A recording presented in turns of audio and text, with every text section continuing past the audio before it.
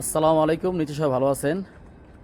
তো আজকে একটি গুড নিউজ দিব আপনাদেরকে। গুড নিউজটি হচ্ছে যাদের আকামা এক্সপায়ার, আকামা 2 বছর মেয়াদ নাই, হ্যাঁ, কিংবা 3 বছর কিংবা 1 বছর মেয়াদ নাই। তো একটি বাস্তব ঘটনা, আমার রুমে আমার এক ছোটো ভাই আছে, নাম হচ্ছে হোসেন। তো আমার সাথে কাম করতো আগে কোম্পানিতে।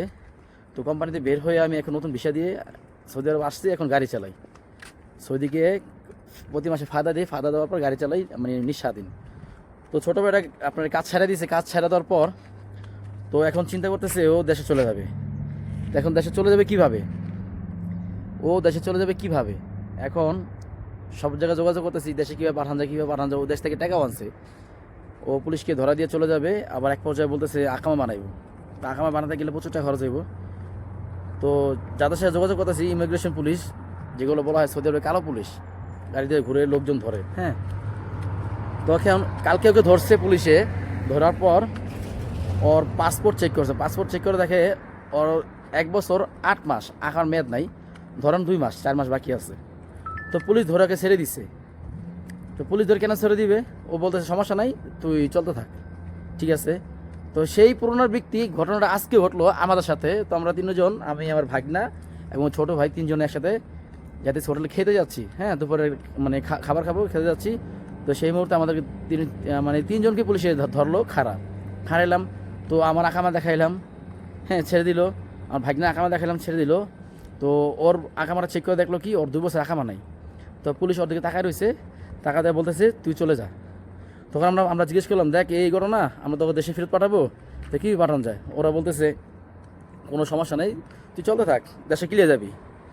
দেশে কী কারণে যাবি, হ্যাঁ, তো এটা তো পুলিশকে বোঝানো যাবে না সে কী কারণে যাবে, কী আসা বিষয়।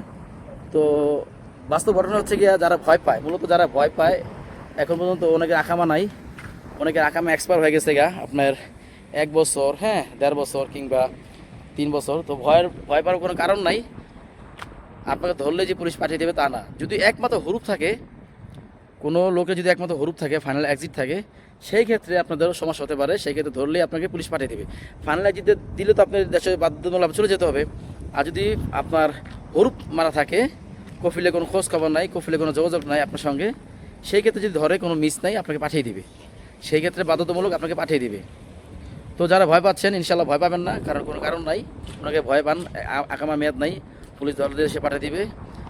তারপর দেশে অনেক দেনা আছেন, হ্যাঁ, কিস্তি আছেন, দেশে যদি পাঠিয়ে দেয় আপনারা কী করবেন, কীভাবে কিস্তি শোধ করবেন, কিস্তির টাকা কীভাবে পরিবার চালাবেন, বউ পোলাবান আছে, কীভাবে তাদের সংসার চলবে। তো আমি বলবো ভয় পাওয়ার কোনো কারণ নেই, ইনশাআল্লাহ কিচ্ছু হবে না, যেহেতু আমি নিজে প্রমাণ দেখছি, হ্যাঁ। যেহেতু ছেড়ে দিচ্ছে ওরা, ইনশাআল্লাহ কিচ্ছু হবে না। তো নির্দ্বিধায় কাজ করতে থাকেন। তবে একটা কথা মনে রাখবেন, অতিরিক্ত আমার কিছু ভালো না। চেষ্টা করবেন আকামা বানানোর জন্য, হ্যাঁ, কাফলা হওয়ার জন্য, তাহলে একটু বেটার হবে। যদি ভিডিওটি ভালো লাগে তো অবশ্যই ভিডিওটি শেয়ার করে দেবেন। এবং যদি আমার ভিডিওতে কোনো ভুল হয়ে থাকে তো অবশ্যই ক্ষমা চোখে দেখবেন। ধন্যবাদ। সালামু আলাইকুম।